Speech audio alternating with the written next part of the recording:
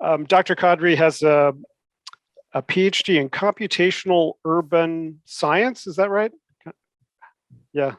And has done work in Jakarta on platform workers, which brings in a whole bunch of interesting questions about the relationship of platform work to the developing world and worker solidarity, and has written recently about the definition of family and databases, so the kind of algorithmic impacts on the way that we construct our social relationships. So I think your work is fantastic, and I'm looking forward to your talk. Welcome. Thank you so much, and thanks everyone for being here. I'm not sure who is and is not here because I can't see anyone, but I'm happy to be here. Thanks so much for inviting me, and I can get right into it. So the talk that I have today looks at the ways in which we can center worker power and agency in conversations of future of work. And a lot of this work is basically born from a lot of the anxieties that exist right now around the future of work and the workers' role in it. So we hear a lot about this kind of like algorithmic management, the kind of surveillance, and a lot of the atomizing effects of new technologies. And the worker in this conversation is really constructed as someone who is atomized, who's algorithmized, and who is powerless. But the case of Jakarta's mobility platform drivers, which I'll present today, disrupts these assumptions. And so what I'm going to do is I'm very briefly going to talk a little bit about the ways in which these mobility platform drivers, who are called ojol in Jakarta, counter some of our narratives of what it means to be a worker in the platform economy. And then I'll zoom out a little bit and talk about why this case is important. And this is kind of like a snippet of my larger takeaway from this research, in that these mobility platform drivers, the ojol, show us a way of thinking about the future of work that firstly is contextual and not universal, that centers informal relationships, and that also centers and provides an expanded consideration of worker agency. Before I get into the talk, I'll give a little bit of a preview of the mobility platforms that these workers are responding to and these workers are working for. So Grab and Gojek are two Southeast Asian platform giants. They both launched their bike service in Indonesia in 2015. Grab is Singaporean Malaysian and Gojek is Indonesian. And in Indonesia specifically, they launched their app-based bike service in 2015, but now position themselves as super apps. So they have a range of services from grocery to financial payments to running errands to hiring cleaners. So they really position themselves as these like broader urban life solutions. And they're pretty massively funded. They're funded by global venture capital. They're both decacons, so they're both valued at more than $10 billion. And just an example of scale, Gojek has around 2 million drivers in Indonesia alone, bike taxi drivers in Indonesia alone, and Grab has a similar number. So these are platforms that are very, very popular both for employment and for consumption. Okay, so going back to these expectations of worker solidarity. So I entered Jakarta doing this research 3 years ago, expecting a very particular form of worker experience, which sort of literature at that time was predicting. That the assumptions were that these drivers or these mobility platform workers will be spatially disaggregated. So there's no longer a shop floor where workers can organize. At most, they will have these ephemeral online networks through things like Reddit, maybe, or just online chats. Any help that they give each other is very narrowly defined, and they're kind of random. So it's kind of occupational aid. You go online, you can't do a task, you ask your fellow worker for help. And a lot of this literature was really to kind of was trying to find examples of unionization, of protest, of strikes, as an example of, as indication of whether workers could build robust forms of solidarity within this new platform economy. But in Jakarta, interestingly, what I found was drivers had actually leveraged their identities as platform drivers, and around these platforms had formed extremely robust forms of solidarity. And they had logos, they had their own uniforms that were custom designed by drivers for drivers, they had their own unique names. They had extensive collaboration, giving each other mentorship and advice. They had rapid information dissemination networks through these very organized WhatsApp groups. And so each driver could be part of, dozens of WhatsApp groups, depending on each WhatsApp group had a very specific purpose. And they had built these spatially anchored physical base camps where they would return to during the day and after their workday. And these base camps really were particularly striking because they were self-constructed. They had electricity, they had these logos and iconography of the community. There were places that drivers were constantly visiting each other and really just became these second homes for drivers. Not just transient locations that they were passing through, but they were really attached to their base camps. These groups are also highly organized. So they have elections, they have these very specific forms of mutual aid that they give each other, everything from charity drives to emergency response services, insurance. They have the video that I'll just quickly show, and it's going to be a little loud, so I apologize for that.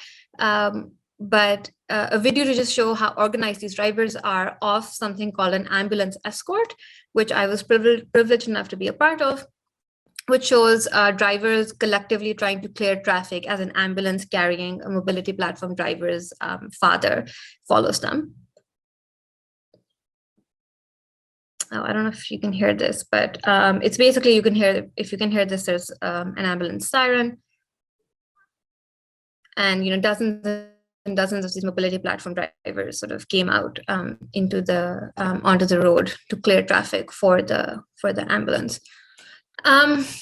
So these forms of solidarity really, I think, countered a lot of expectations that literature had. These drivers were spatially rooted through their base camps.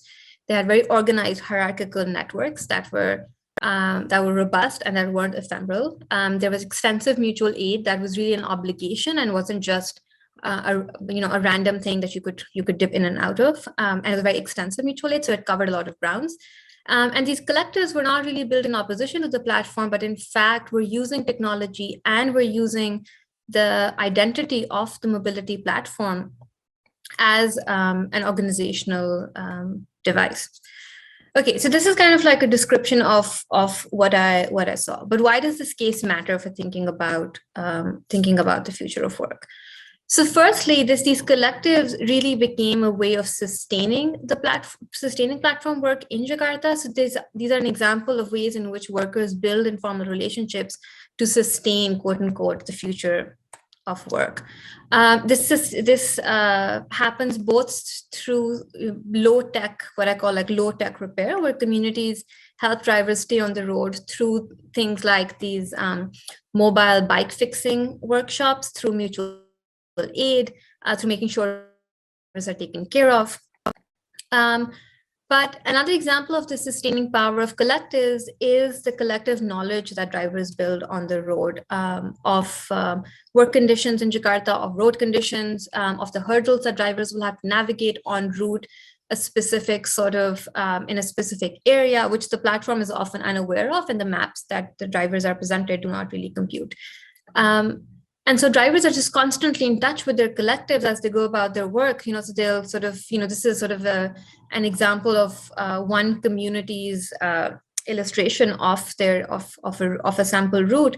So they'll sort of think about, they'll start and they'll be like, okay, there's sort of this area, be careful, this area has potholes, or be careful, this area is a red zone, which basically means That's an area that mobility platform drivers cannot pick or drop anyone because of pre-existing informal negotiations with the prior motorbike taxi groups. They'd be like, oh, this area is known for robbery, so as you are going through that area, send us your live location so we can make sure that you're doing okay. And at the same time, these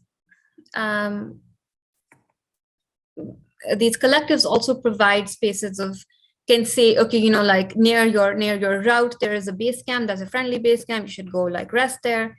And all of these are factors that really become essential in completing the order that drivers collectively sort of build collective knowledge on and also share with each other. But at the same time, as they're sustaining this future, they're also resisting this future in Jakarta. So two things that I think became very clear in my work with these collectives was first, contrary to the platform's assumption that drivers are now going to be this circulating, hyper-optimized body, which can just be moved around in different parts of Jakarta through the positioning algorithms, these drivers really preferred being spatially anchored in their community hangouts and through their collectives. And this actually proves to be a huge problem for the platforms, because the platforms are unable to move drivers as much as they would want away from their community to all of these different parts of the city. And also drivers, as they're engaging in a lot of these mutual aid activities and hanging out with their community, they also start sort of making decisions that elevate the community or the communitarian logic over the logic of work and over the logic of efficiency. And base camps specifically play a huge role in this because they anchor drivers in space, but also provide a space of building social relationships and really create a form of spatial interaction that the mobility platforms had thought they'd done away with, which was these kind of spatially anchored stations, which used to exist in Jakarta, which I'll talk about. And in these collectives, drivers are also building a lot of subversive technology, which I'm happy to talk about in the Q&A. One example is this GPS spoofing apps that drivers build and disseminate on WhatsApp groups and in their WhatsApp networks, which allows drivers to rest, a kilometer or 2 kilometers away from a particular area while still getting orders from that area. And all of these are responses to local needs of drivers that the platforms are not fulfilling, but the communities understand. The communities sort of collectively build enough technological knowledge and build dissemination networks that allow these apps to be developed and distributed. Okay, but workers are not just sustaining and resisting this future, they're also transforming the future through their relationships. And one huge example of this is the ways in which these mobility platform workers have actually forced Grab and Gojek to transform their business model. So in a major reversal, both Grab and Gojek have actually started embracing the traditional practice of spatially rooted stations that they had set out to replace, which basically look like driver base camps, where you have sort of a shelter. Drivers can queue there, drivers can rest there, drivers can have coffee, can charge their phones. And unlike these sort of visions of high-tech optimizations that were promised in Jakarta, drivers now go back to this earlier system of writing their name on a whiteboard and hanging around till the dispatcher calls them, and then through just kind of like manually matching with the customers, just like taxis of old, a system that already used to exist in Jakarta. But these stations specifically, these Grab and Gojek stations specifically came about because Grab and Gojek realized how difficult it was to incentivize drivers to move them away from groups. They realized that drivers liked hanging out in communities and wanted to be spatially anchored as opposed to constantly circulating. They realized that Jakarta's context meant that there was a lot of traffic that didn't allow for the efficiencies of a constantly circulating driver. And this is just sort of a video of drivers sort of write down their name, and then they I think my slideshow just conked out for a second. So I'll just wait for this to come back. And so the idea really is that these it is these I'll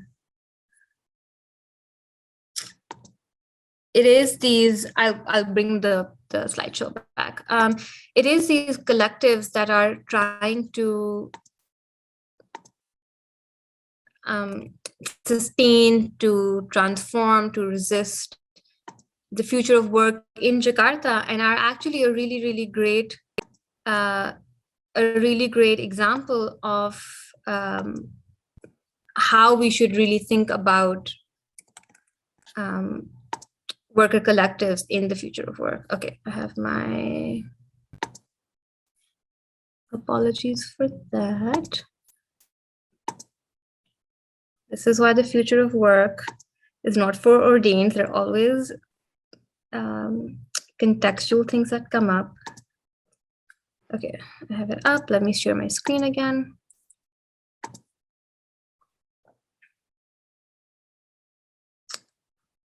Okay.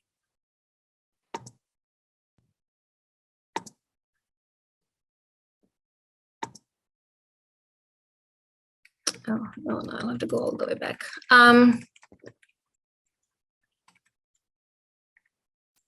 Okay, there we go. We can edit as well since Okay, we're recording. Okay, that's perfect. Okay, so so really what this is showing us is that worker collectives can, sustain, resist, and transform the future of work through these different actions. And what this does is forces us to think about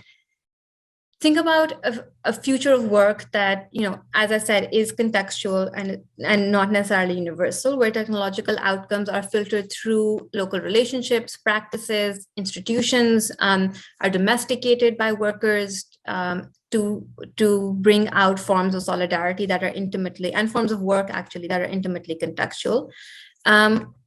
These worker collectives remind us of a future of work that really center these informal relationships that aren't necessarily unionization or aren't necessarily protests, but are in many ways allow workers to build similar forms of power, are contextual in that they sort of reach out across the moment of technological intervention to sustain and transform and underpin these technological interventions, and also are a hallmark of cities of, especially cities of the global South.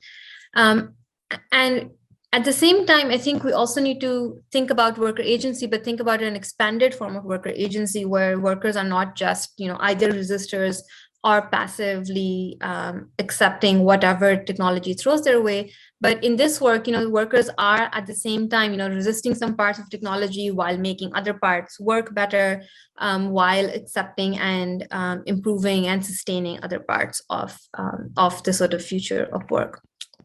But most importantly, I think what this work allows us to do is think about how we can humanize the stories we tell about technology that kind of move us away from different forms of technological determinism to shift the vantage point of disruption and the future of work away from like sort of the boardrooms and the corporate stories and the technology to the streets where this disruption is lived. And what this shift will do is, I think, tell us that there is no one future of work that is foreordained, but there are many futures that are constantly every day being constructed by workers as they, in the case of the ojol in Jakarta, as they are trying to make their very difficult jobs on the road, trying to make those jobs better, trying to make those jobs something that they can endure, something that they can enjoy, something that they can, gain, decent and dignified employment out of. And of course, by no means do I want to dismiss or trivialize the very real exploitation that drivers and workers in these futures that are being imagined, the exploitation that these workers have to go through. But at the same time, we have to understand that there are many different ways in which these workers participate in these futures of work across the world. And that's really sort of my aim in this research, is to expand our horizons and our the geographies and the areas in that, and the workers that center in some of these conversations of work. And that's it. This was, of course, very brief, so I'm happy to go more in depth in any part of this presentation, or just also generally have a conversation about some of the themes that came up in this presentation. Thank you. So David asked a question that I'm also curious about, which is if you think there are some unique or that compared to the developed world where we have more social atomization and weaker social ties, do you think that Jakarta or Indonesian society sustains this kind of solidarity in a way that would be more difficult and less transferable in other places? Yeah, I mean, I think so. That's one part of this research that I didn't really talk about, but I'm happy to share that as well. I'll just go back to my slideshow. So I think the great thing about this, or the kind of one of the things about this research, is that the solidarity came about from an interplay of context and technology and workers' agency. So in many ways, this solidarity is an amplification of Jakarta's pre-existing contextual forms of organization.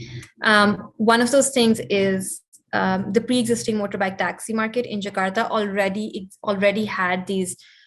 They were called pangkalans, these stations that within which drivers sort of organized their work. So, each station would have an area where they would get orders from. Each station would have internally have some sort of insurance and rules about queuing and like small forms of mutual aid.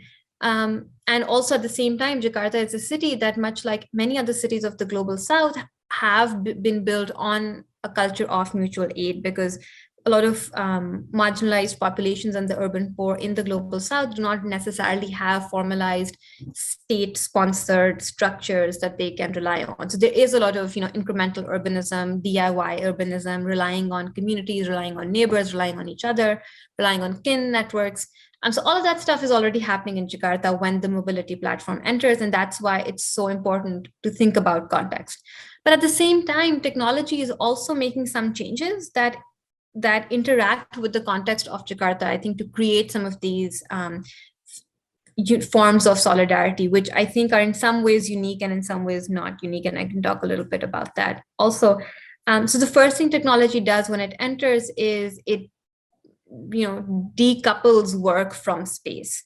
So whereas earlier drivers were getting work within their station and within like a 2 kilometer, like a mile radius from their station, and they could only sort of pick and drop customers in that area. So they knew those areas really well.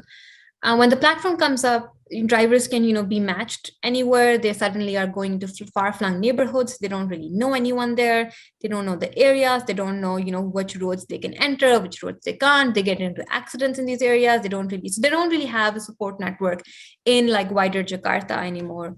And these are areas that they are entering. So that is one of the biggest reasons why these communities were formed. The change in the spatial organization of the market.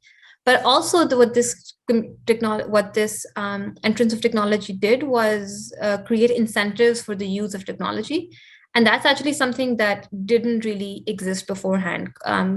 Gojek actually was one of the first mobile applications that many drivers had used. And so that incentivized use of more technology, more communication technologies like WhatsApp, for example. And WhatsApp was central in building these collectives. And so it was, in some ways, yes, there are like unique contextual factors of Jakarta's own urban histories, grassroots organizations, and cultures of mutual aid, and the organization of this motorbike taxi market that existed prior to the platform.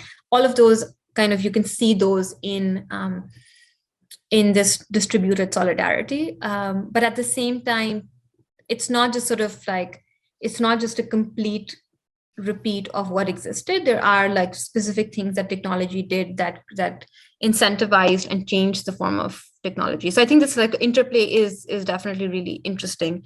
So as an example, I also, while I was doing this work in Jakarta, I was also doing some work in Bangkok with mobility platforms. And in Bangkok, these you didn't see these kinds of collectives at all. In fact, mobility platform drivers were sort of atomized. They were still marginalized. They were still vulnerable.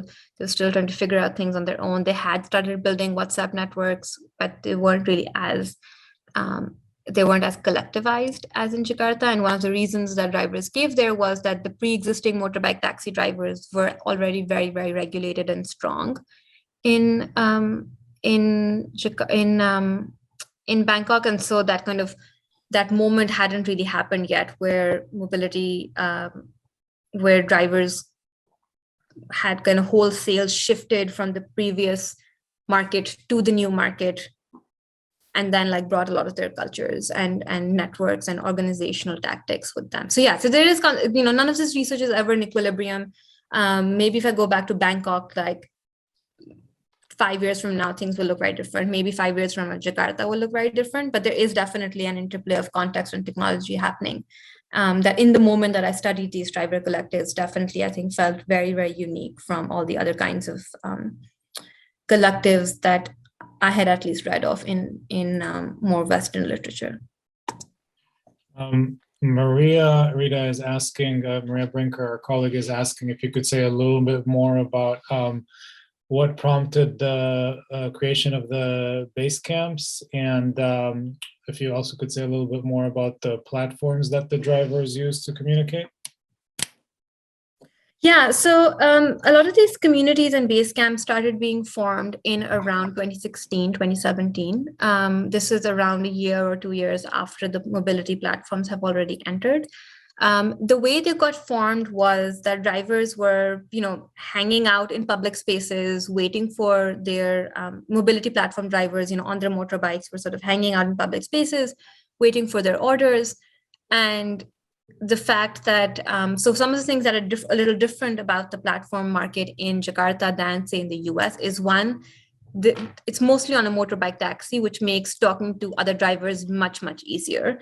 They're all wearing jackets and uniforms, so it's a lot easier to recognize each other and be like, oh, hey, you're a Gojek driver, you're a Grab driver, what's going on? How are you doing? How's work? And at that moment, drivers are also facing very real forms of violence and marginalization from the pre-existing motorbike taxi drivers that are, up till this point, had monopolized the road, monopolized public transport in the city, and were blocking access for drivers in certain areas. There was some violence. There was just tension on the roads.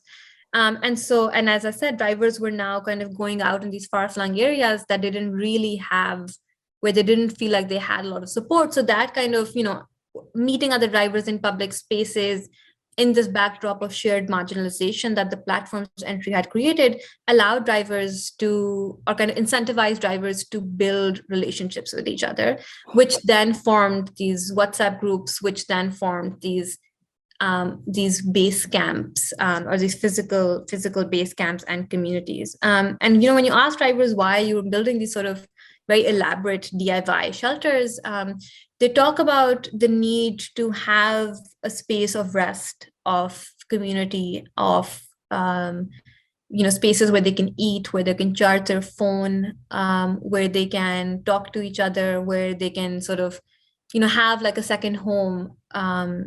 And so there are drivers who actually just go home, like to their actual homes in the middle of shifts. But a lot of drivers don't really, live in those areas, so they don't really feel like they can go all the way home. They also like being around other drivers, so this kind of like becomes like a public space for them where that is their own. And it's also just like a part of the mobility platform culture now. Like there are more and more base camps and communities that are being formed every day in Jakarta, because this is something that platform drivers have just become so used to over the last 5-6 years. Just a follow-up on that. As you alluded to at the beginning, a lot of labor sociologists have been pessimistic about the ability of workers to experience solidarity with the loss of face-to-face gathering environments of the assembly line and so forth. But your talk seems optimistic about that. But at the same time, they're building these base camps. And do you think that how central do you think the base camps were to the support of the solidarity? Did the solidarity come first and the base camps were a reflection of that? And also there was a question about whether there's any zoning restrictions on the base camps that were built. Yeah, both super important questions.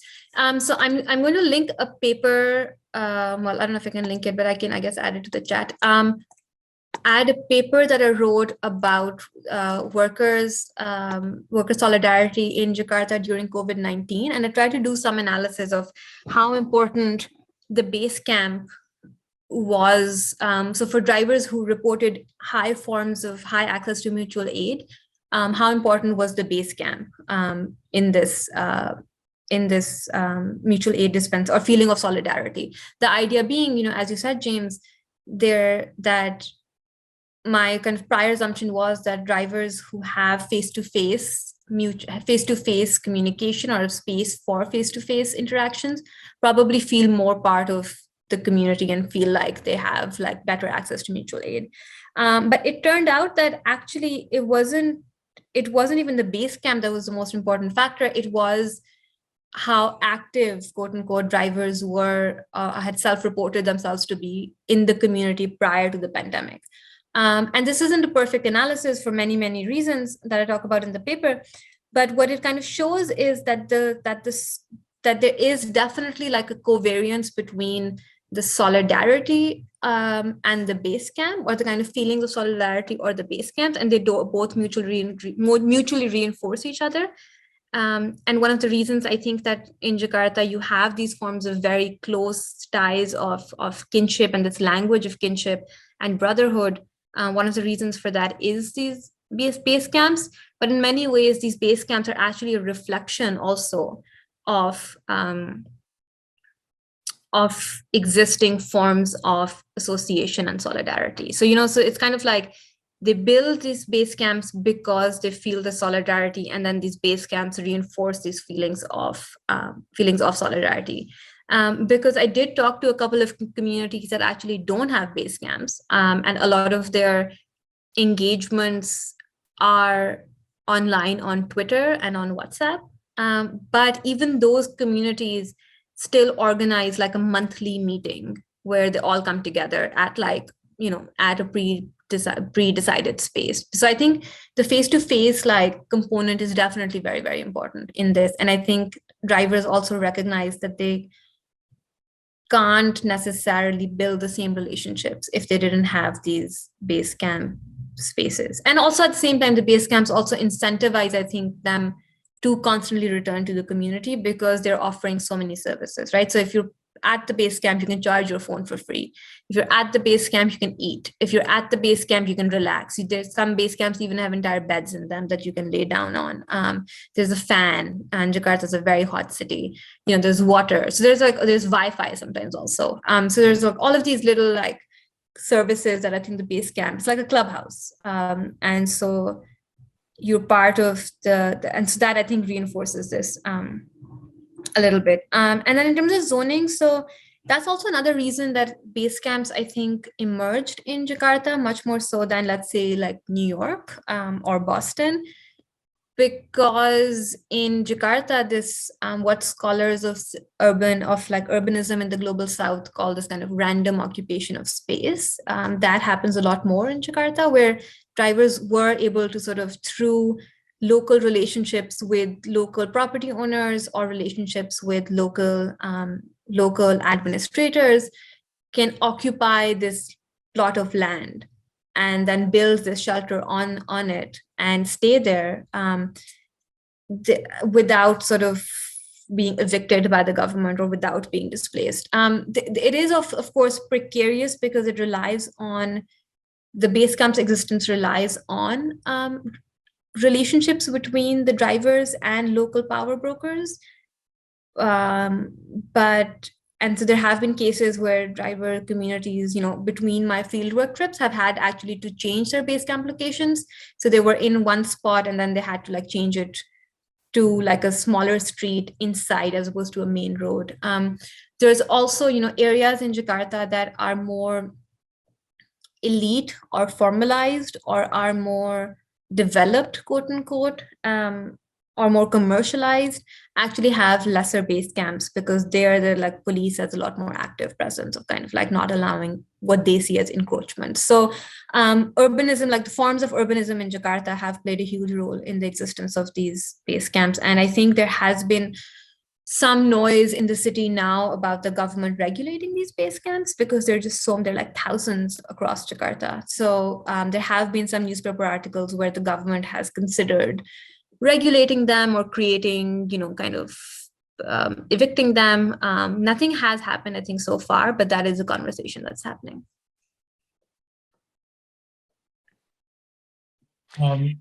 David is asking if there are some other examples of great tech that was developed, like the GPS location spoofing technology that you mentioned. Yeah, there are a couple of them, and I can share an article that I wrote in Vice, in Motherboard, about it. So one is this GPS spoofing app. Another one that's really interesting is a filtering app. So what it does is it intercepts the request from Gojek's server. So a lot of these apps are actually built by and for Gojek drivers for many reasons. One of those reasons is that initially Gojek had a much worse security architecture than Grab did. So Gojek's servers and Gojek's request APIs and data packets were able to be intercepted by drivers a lot better than Grab. And Gojek also didn't have a very robust fraud detection system at that time. So Grab drivers were able to create these apps and sort of fly under the radar. So another app that's really interesting that drivers made was the filtering app. So drivers could actually intercept the request, could actually set filters on their gray market app for the kinds of orders they wanted. And this actually provided them a lot more agency than Gojek's system allowed. So drivers could say, I only want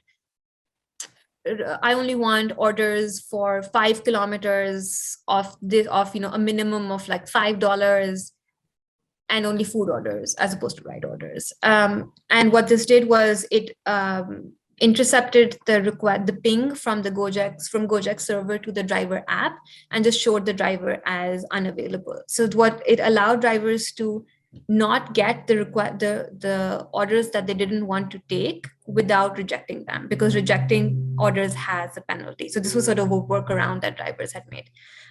Now these apps have slowly been, and so what was interesting about some of these apps, there was another one that drivers called AutoBid, which just accepted anything that came to the driver's app. The drivers didn't even have to like push the acceptance button, it just auto accepted.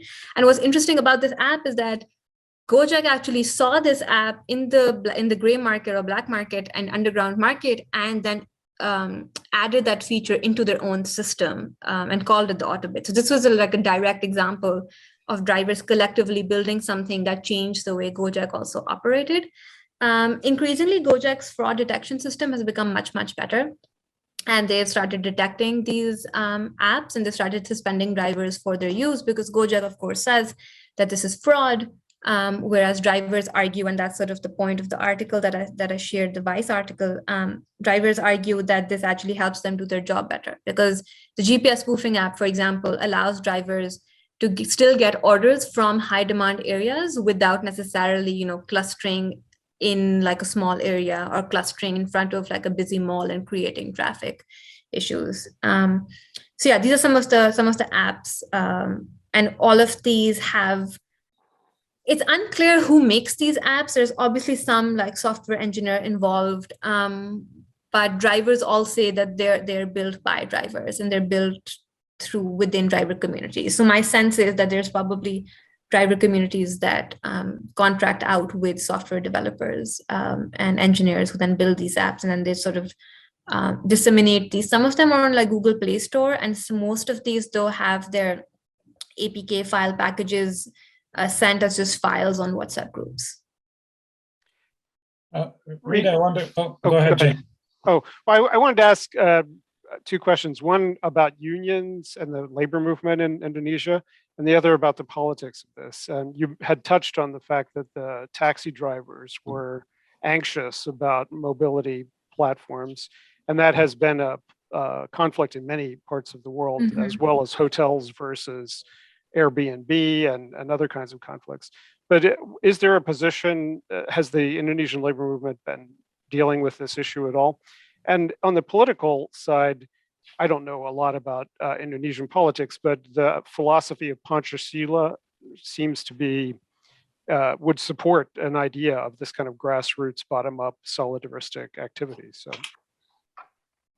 Yeah, so the pre-existing motorbike taxi drivers also were not unionized. They were not regulated at all by the state, and that also allowed the platforms to come in and exist in the same like kind of legal loophole. So unlike the US, where the taxi market that was being disrupted was highly regulated, had had very strong labor movement, none of these things existed in the motorbike taxi market that the platforms were intervening in. So what that meant though was that these motorbike taxi drivers had their own practices to regulate the market through these stations, through their own rules, through relationships with like local politicians, local police officers. So there was still some regulation, but it was all just kind of DIY grassroots regulation. So when the platforms entered, they actually, as a strategy of expansion and growth, brought over a lot of these existing motorbike taxi drivers onto the platform. So they actually went to these stations and recruited them there. They incentivized drivers to bring their entire station over into the platform. And what that did, of course, was it brought over the same forms of labor organization and labor regulations that these groups had created amongst themselves into the platform economy. When I talk to drivers about unionization, and of course, there are thousands or hundreds and thousands of drivers in Jakarta and Indonesia, so my sample is in no way representative. There's been one very massive protest that drivers have done. It was back in 2017. It was done outside the president's palace. It was big enough for the president to personally intervene. The president then Indonesia's president brought over representatives from the platform and from the drivers and did sort of like a mediation. So that was one big protest. Since then, there have been these smallish protests around Jakarta, but nothing very big. And most of the drivers that I talked to didn't really participate in any of these latter protests because one, they felt that they didn't really feel like they were getting anything out of it. So they were like, we're day workers, taking out time from our day, like kind of not working all day to go to a protest is not worth it. Unions, they felt were too political is the word that they used because a lot of the existing unions, they felt kind of sidelined and aligned themselves with existing political parties to get power, which they felt didn't really necessarily represent their interests.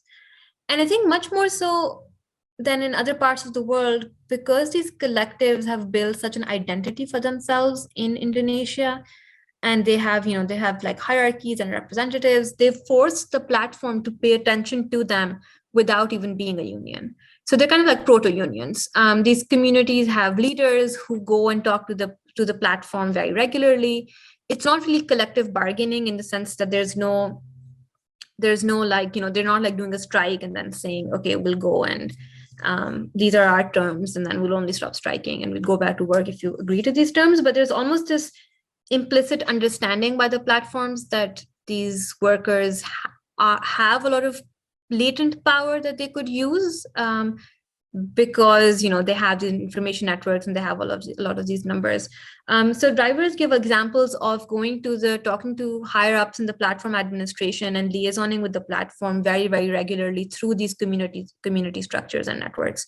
So it seems like almost like they don't, at least the drivers I talked to, didn't even feel like they had the need to build a union because they had this existing structure where they could either take care of their problems themselves or take it to the platform and still be heard by the platform's management. And so another thing that these collectives have done is actually made these workers very visible in the political imagination of Jakarta, of Indonesia. So in COVID, for example, there were many, many informal workers and day laborers that suffered during COVID, but the mobility platform driver or the motorbike taxi driver is so important in Indonesia's imagination that a lot of aid was dispensed to them by the president himself, by the government, by the platforms. And so they're that's both because Gojek, of course, is Indonesia's first unicorn and has really, the president feels like Gojek has put Indonesia on this kind of global tech map, but also because these drivers, if anyone goes to Jakarta, these drivers are so visible in their collectives and in their kind of uniforms, and there's so many in number that they really take up a lot of political imagination and space in Indonesia. Rita, I wanted to ask you a follow-up question that goes a little bit closer to the first question that you were asked after your talk. So it seems from your study that a community, including a physical community as it was manifested in these base camps, was created by means of this technology or through this technology, which wouldn't have necessarily existed without it, or at least would not have been so organized without it. And I guess my question to you is, as you studied this, did this leave you more optimistic about the potential of these kind of technologies to build community? Because we hear a lot about how they destroy community. This more closely follows up the original questions. Does this can this be generalized or applied outside of Jakarta, or does this mainly leave you very impressed with the sort of drive for community building in Jakarta that found a technological channel, but isn't really about technology at all? Yeah, I mean, I think it's kind of a roller coaster of optimism and pessimism, or kind of like a pendulum. I was definitely very optimistic when I became much more optimistic when I entered Jakarta and kind of saw these collectives, mostly because I had come in with kind of very different assumptions of what worker welfare and livelihood and relationships would look like. So looking at drivers, building these grassroots community networks, these very intricate WhatsApp groups with rules and stickers and who can say what and message templates and all of these things. And of course, the kind of community they build has actually been very inspirational. I think my caveat is I also see, though, with these communities, the burden that it gets shifted onto the drivers to figure out their own work and to figure out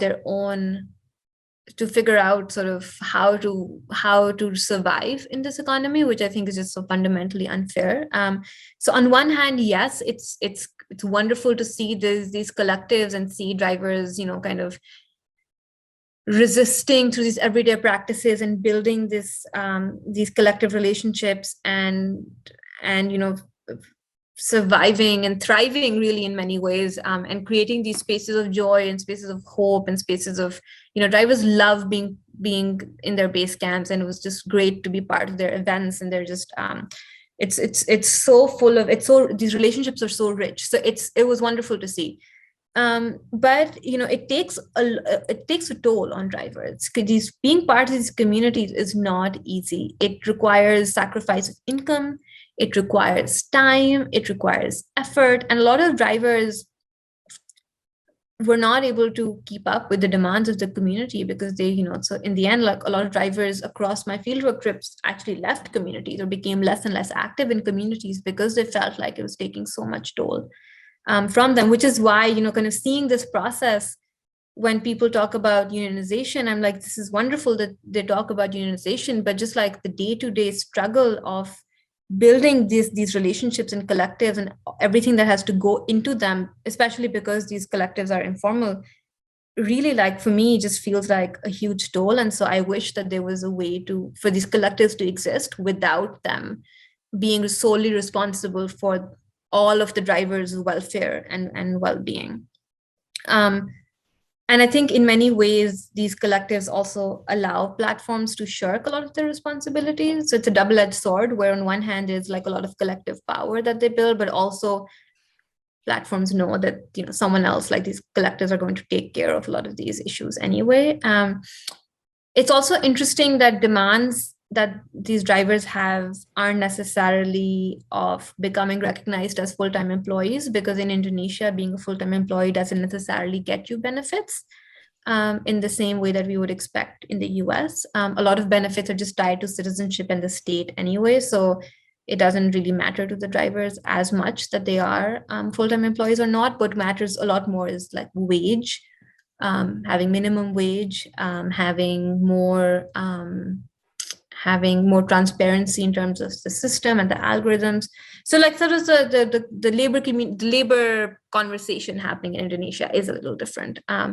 So can the labor movement in Indonesia be generalized? In some ways, I think there is a lesson for labor organizers here, that even before you become a union, there's sort of a lot of these building blocks that you have to build within the labor community that based on that requires investment in identity, collective identity. It requires investment in collective rhetoric. It requires investment in collective institutions, collective relationships, collective ideals of mutual aid and obligations that aren't necessarily easy to do, especially if you're in a culture that doesn't have those that doesn't prioritize a lot of those kinds of relationships. So in Jakarta, it was a little easier because some of those building blocks already existed. There's also, I think, a lesson here for academics that just a lack of unionization or a lack of protest or a lack of strikes does not mean that there is a lack of solidarity.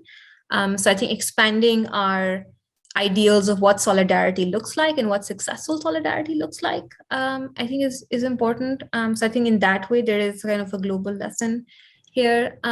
I don't think that anywhere, the kind of because of this interplay between context and technology, I don't think that necessarily in their exact form these communities can be copy pasted in other parts of the world. But I think these broader lessons of what different forms of solidarity can look like in a labor market that is thought to be distributed and it is thought to not have a shop floor and is based off like precarious daily wage labor. I think there's a lesson that other forms of solidarity can exist. They just have to emerge from like pre-existing cultural ideas and relationships. We have a question from David that I think is about automation. He says, looking at the future, is there a risk that coordinated worker action that resists the intentions of the platform owners will encourage the platforms to accelerate adopting new technology like driverless vehicles, or simpler examples that makes driver resistance irrelevant? And we've certainly seen that with Uber thinking about going to driverless vehicles eventually. Yeah, I mean, it's an interesting question. I think driverless vehicles in Indonesia, maybe not right now. That I don't think that any vehicle is ready. Any driverless vehicle is ready. Traffic is too unpredictable. I mean, I don't think any automated vehicle right now is ready to drive in Jakarta, and probably not for many years. But I think, the point to building these, I see this as a cat and mouse game. There is, drivers sort of build these forms of resistances and then the platform finds new ways to clamp down on them, and the drivers find more. And there's constantly like this like adversarial back and forth relationship going on. So I don't think driver resistance will become futile necessarily. I think I trust worker ingenuity to constantly find ways around it. I think there might be a time when workers become where like sort of wages fall so much and workers get so tired of this constant agitation that they stop resisting in the same way. I think there's also the kinds of technologies that we've seen platforms adopt have mostly been surveillance technologies. So platforms have, adopted, as I said, like a much more sophisticated fraud detection system. They started, the like facial recognition technologies for signing in to make sure that drivers are not kind of, because in Jakarta, one of the things that used to happen is jockey accounts, where there was one account and like 5 drivers using it, that they've tried to cut down on. So I think much more so. So yes, like platforms are using technology to undercut driver power. I think drivers are constantly trying to find ways to fight it. Where that goes, I don't know, but I think it definitely is taking a lot out of drivers. But so far, drivers have not given up, which is great to see. And I think there is, in Gojek, there is some conversation about how can we make this system less adversarial and how can we sort of respond a bit better to driver preferences. Whether that conversation actually becomes meaningful and has some actual tangible outcomes, I don't know, because Gojek has also increasingly been embroiled in these incentives of global VC that don't necessarily that aren't necessarily very favorable to driver power and worker power. But yeah, I think it's an equilibrium that isn't necessarily defeated the workers yet. And I think we can wrap up after this question, but I just wanted to ask a question about the trade-offs in this kind of work, which is probably similar to the situation that we find in the developed world, which is a lot of workers are attracted to this because of the flexibility it provides. Mm-hmm. But at the same time, they often discover that the work is very intense, and that intensity in order to make a living leads to a lot of burnout. And so that this is, as you indicated, this is usually a transient occupational choice. Mm-hmm. And did you find that were any of them thinking this is something I'm going to be doing for decades, or were they all thinking I'm looking for a real job and this is just what I'm doing for now? Yeah, I think it was transient in a very different way. Our kind of narrative of transience was very different from what you would maybe hear in the US. So drivers were not necessarily saying that this is a flexible job that I'm doing so I can then save up and then get a real job. This is a real job for many people in Indonesia, because so much work in the global South is precarious, is informal, is like structured around kind of daily forms of labor, daily forms of wage labor or piece rate labor, that this doesn't necessarily feel very different for drivers. So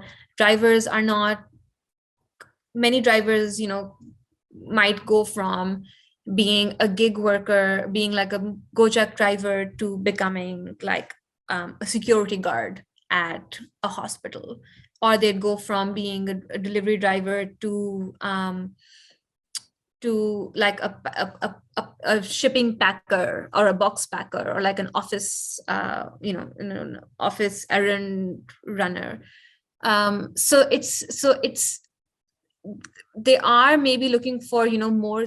They might feel like this is less secure than the other insecure jobs, but it's not like they have the option of a very fixed pay benefit, cushy job that has some benefits as an alternative to this. So this is the standard employment relationship in Indonesia and in many parts of the global South, which is why for drivers, this doesn't feel as out of place as it might for drivers in other parts of the world.